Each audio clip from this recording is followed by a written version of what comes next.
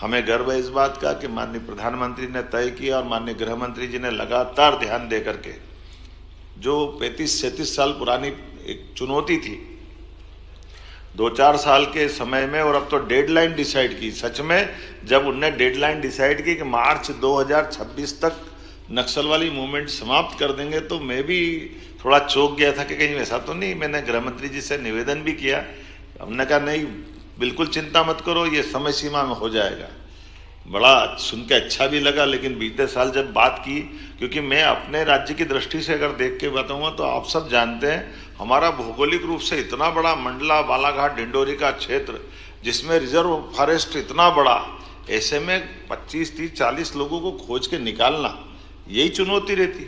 और वो फॉरेस्ट के इलाके में जब मोबाइल टावर काम नहीं करते हैं, बिजली की लाइन के भी संकट रहते हैं, जंगली जानवर चारों तरफ बिखरे हुए, गांव की अंदर की भी स्थिति कैसी है कि लगातार 20-25 साल तक लाल सलाम ने जो माहौल बनाया कि फॉरेस्ट के अधिकारी से लेकर के सारे लोग, लेकिन ये सौगात भी मिली कि पहले तो हमारे अपने भी इस घटनाक्रम में बहुत दर्दनाक हादसे हुए।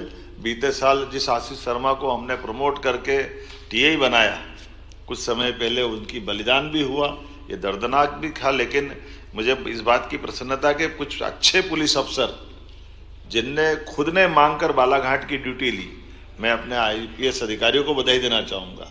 आमतौर पर आईएएस आईपीएस पे कई बार सुविधा की और तमाम प्रकार की बातें आती हैं, लेकिन यहाँ के अपने इस राज्य के बहादुर अफसरों ने पोस्टिंग मांग के लिए और टारगेट लिया कि हाँ हम ये करके देंगे। आईजी संजय भी ऐसे घूम रहा जैसे जवान, मोटरसाइकिल से लेकर के लंबे समय तक ये आईपीएस अधिकारी ऐसे काम करे, ये हम सबके लिए गर्व की बात है। और जब समेकित रूप से काम करते हैं तो उसका रिजल्ट भी आता है कि आज वो इतनी बड़ी भयंकर चुनौती थी।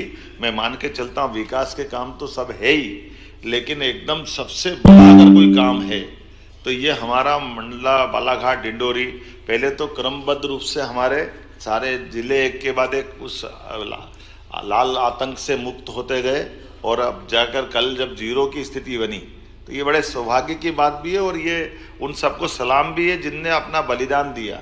हमारे कई सारे जवानों ने, हमारे आम नागरिकों ने इसकी कीमत चुकाई है। इसलिए हमने कहा कि 1 साल के अंदर 10 दुर्दांत आतंकवादियों के समान या नक्सलाइटों को हमने ढेर किया मैदान में, और ये संदेश दिया कि आप अगर लड़ना चाहते हो तो हमारा पुलिस फोर्स आपसे निपटने में सक्षम है, और अगर आप सरेंडर करोगे तो पुनर्वास पॉलिसी में हम आपके लिए वो व्यवस्था कर सकते हैं। और ये दोनों नीतियों का कारगर रूप बना के हमारे लिए कुछ हमने जब मोबाइल फ़ोन उनके टेप सुने थे तो आखिरी में तो ऐसी स्थिति बनी थी कि दलों के अंदर इस बात की होड़ लगी कि पहले सरेंडर कौन कर रहा है। और हमने आखिरी परिणाम देखा कि 42 दिन में 42 सरेंडर हुए और 10 नक्सलाइटों को ढेर किया। तो ये एक बहुत बड़ी चुनौती थी पुलिस के लिए और प्रशासन के लिए। अब ये अलग बात है कि अब हम वापस उस बालाघाट मंडला डिंडोरी के अंदर जिन भी कारणों से ये पनपा फैला था, हम उसको अंदर से उस तरह के तंत्र को भी मजबूत करें कि दोबारा ये सांप अपना फन नहीं फैला सके।